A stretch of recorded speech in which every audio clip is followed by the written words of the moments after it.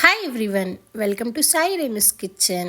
ఈరోజు వీడియోలో చాలా టేస్టీగా సింపుల్గా సోరకాయ కోఫ్తా కర్రీ ఎలా ప్రిపేర్ చేసుకోవాలో చూసేద్దాం.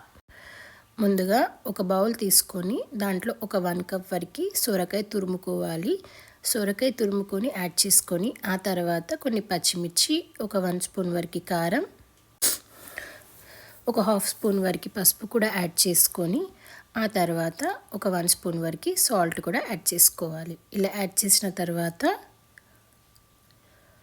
ఒక 1 స్పూన్ వరకు అల్లం వెల్లుల్లి పేస్ట్ కూడా యాడ్ చేసుకొని 1 స్పూన్ ధనియా జీరా పౌడర్ కూడా యాడ్ చేసుకోవాలి. ఒక 1 స్పూన్ వరకు కార్న్ఫ్లోర్ కూడా యాడ్ చేసుకోవాలి.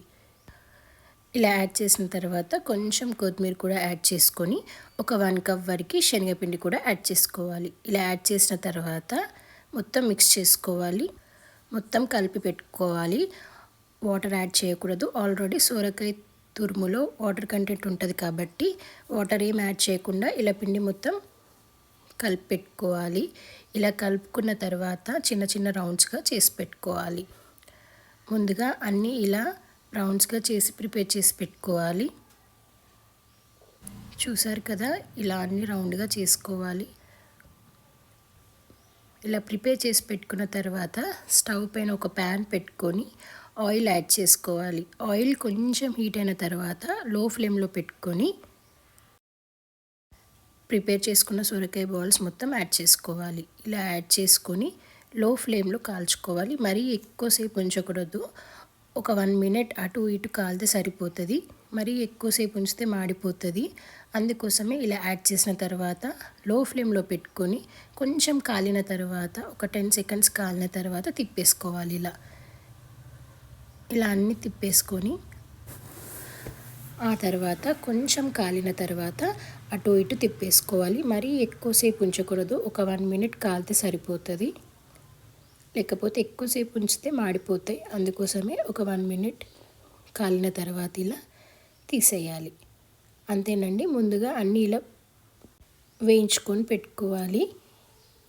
ఇలా వేగిన తర్వాత పక్కకు పెట్టేసి స్టవ్ పైన ఇంకో ప్యాన్ పెట్టుకొని ఆయిల్ యాడ్ చేసుకొని బగారా ఆకు యాడ్ చేసుకొని ఒక 1 కప్ వరకు ఆనియన్ పేస్ట్ యాడ్ చేసుకోవాలి.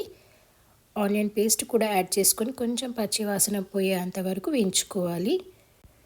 ఇలా కొంచెం వేగిన తర్వాత ఒక 1 స్పూన్ వరకు అల్లం వెల్లుల్లి పేస్ట్, 1 స్పూన్ వరకు పసుపు కూడా యాడ్ చేసుకొని మొత్తం మిక్స్ చేసుకోవాలి. ఇలా మొత్తం మిక్స్ చేసుకున్న తర్వాత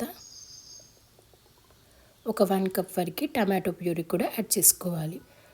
టమాటో ప్యూరీ కూడా యాడ్ చేసుకొని ఒక 2 మినిట్స్ వరకు కుక్ చేయాలండి. ఒక 2 మినిట్స్ కుక్ అయిన తర్వాత ఒక 1 స్పూన్ వరకు ధనియా జీరా పౌడర్, ఒక 1 స్పూన్ వరకు కారం, ఒక 1 స్పూన్ వరకు సాల్ట్ కూడా యాడ్ చేసుకోవాలి. ఇలా మొత్తం యాడ్ చేసిన తర్వాత అంతా మిక్స్ చేసుకొని కొంచెం దగ్గరికి వచ్చే వరకు కలుపుకోవాలి. కొంచెం ఇలా కుక్ అయిన తర్వాత ఒక 1/2 కప్ వరకు శనగపిండి కూడా యాడ్ చేసుకోవాలి. శనగపిండి కూడా యాడ్ చేసి ఉండలు కట్టకుండా స్మూత్గా కలుపుకోవాలి. మొత్తం కొంచెం నూనె పైకి తేలేంత వరకు ఉంచాలి. కొంచెం నూనె పైకి తేలిన తర్వాత ఒక 2 గ్లాసెస్ వరకు వాటర్ యాడ్ చేసుకోవాలి. వాటర్ యాడ్ చేసుకొని ఒక 5 మినిట్స్ కుక్ అవ్వనివ్వాలండి. కొంచెం మరగనివ్వాలి. ఇలా మరుగుతున్నప్పుడు ఇందాక వేయించుకున్న సొరకాయ బాల్స్ మొత్తం యాడ్ చేసుకొని ఒక 5 మినిట్స్ కుక్ చేసుకోవాలి. మరి ఎక్కువసేపు అవసరం లేదు. ఇలా యాడ్ చేసిన తర్వాత ఒక 5 మినిట్స్ కుక్ చేసుకుంటే సరిపోతుంది. అన్నీ ఇలా యాడ్ చేసిన తర్వాత కొంచెం మొత్తం మిక్స్ చేసుకొని